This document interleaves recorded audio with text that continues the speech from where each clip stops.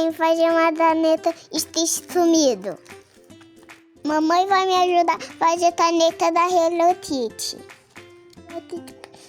Pedi pra mamãe fazer a cabeça da Hello Kitty pra mim. Ela estava colorindo o alizinho dela. Depois você pega uma sacola de salto de títola e bota algodão.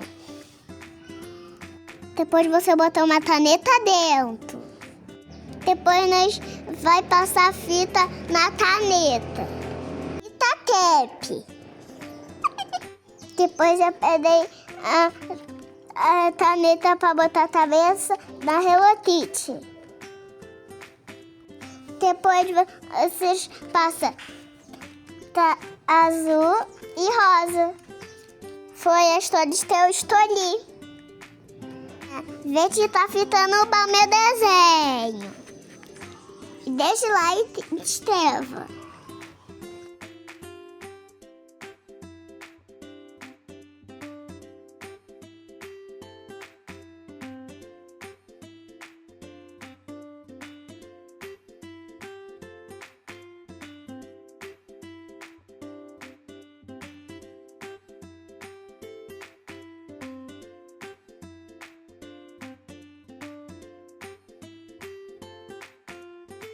A caneta ficou pronta, eu deixo lá e escreve.